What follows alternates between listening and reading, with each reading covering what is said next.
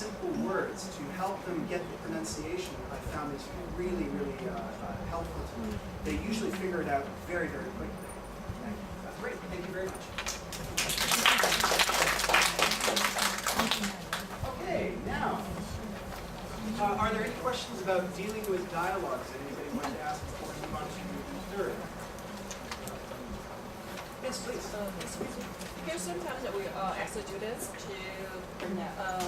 to have a dialogue. They tend to read in a flat voice and tone. So when we ask the students to go on stage to perform that, how we get them to focus on the stressful word or have a feeling on this I'm really glad you asked that question. What I would ask them to do, I'll give you a demonstration. Can I have 2 more volunteers? Would you mind coming up? Yeah. Sorry, I am English teacher, not English teacher. Oh, that's okay. Actually, I was pointing to the lady.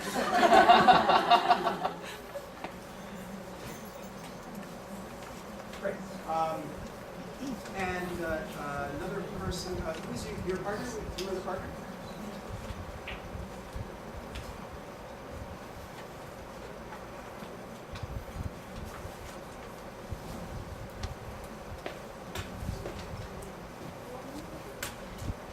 Yes, sorry, you need to do that. Okay. And you're asking about how to prevent them from speaking flatly. All right. The easiest way I've found to do that is to get them to use the emotions that they already know how to express in Chinese. So for example, if someone's very angry, they know how to say angry things. If somebody wants to do something, again, sadly, or any of these numerous ways, this is going to come out. With regard to the dialogue, once they've had a chance to do it one time in a very basic and simple, straightforward way, then you can be more demanding about what you want them to do. So in this case, if you don't mind, all right. Now, here's what I would like you to do. Since we've already had it read normally, are you Kelly? Yes. Okay, so Kelly, when you're phoning, okay, I want you to be very, very irritated. Right, very, very irritated sounding. Okay, so whenever you say any of these lines, and for now, you can read it. You don't need to cover it up because you're concentrating on your intonation. Okay? So be very irritated. Read every word like you're incredibly irritated. And for you, when you're doing John, I want John to be very pushy. Yeah, do you know what I mean by pushy? He has to have his way. He's very determined. You should know this. Good. All right, begin. Oh, more irritated. Hello. Hello.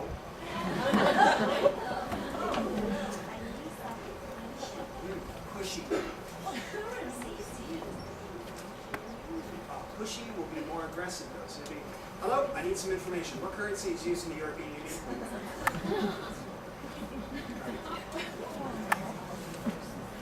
Oh, hello, I need some information. What currency is used in the European Union? Where? Where? The European Union. I think the euro is used in most of the EU. Oh, right. And is English spoken much there? Still too polite. Be rude. Oh, right. And is Oh, English... right. Oh, right. Oh, right. Is English spoken much there? Is English spoken much there? Is English spoken much there? I really have no idea. Good, and you can mention no, can be, I really have no idea. I have no idea. Well, what about credit cards? Huh? What about credit cards? Are they accepted everywhere? How do I know? Not do, how would I know? How How would I know?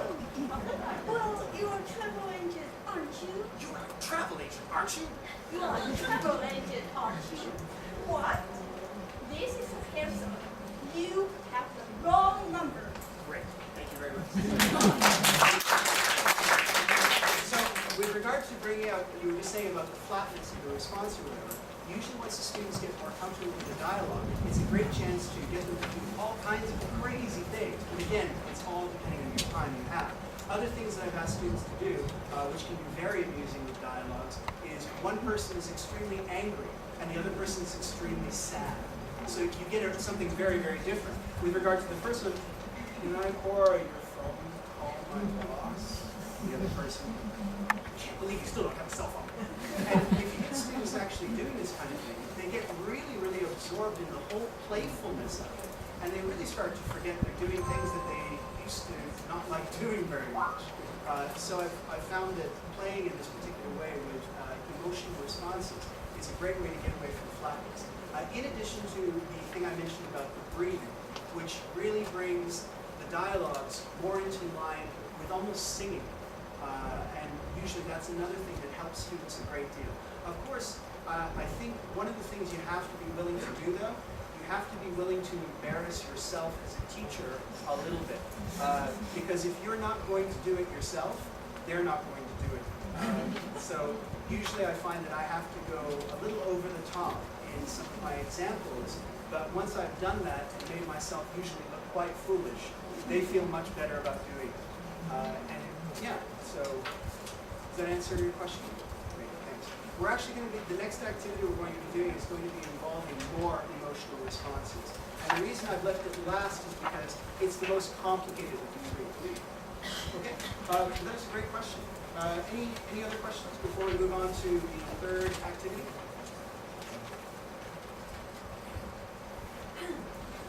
I see a few yawns. I saw the time. I thought 3:20 to 5 o'clock. Oh, terrible time. You know, as teachers, this is the worst time of the day for students, right? They all want to go home and they're exhausted. Right? 9 o'clock is the best time. So, any other questions about activity 2 before we move on? No? Okay. Good. We're still doing very well for time. Now, activity 3. Now, this particular one is, as I said, this one takes about 10 to 20 minutes, but it's the most dramatic of the activities. Although you can make the dialogues quite dramatic as well and make use of in-class material, this one involves, again, very little preparation. It's something you can do very, very quickly, and it gets students to react to a very real situation without a script. Okay? The other thing we were dealing with was with a script.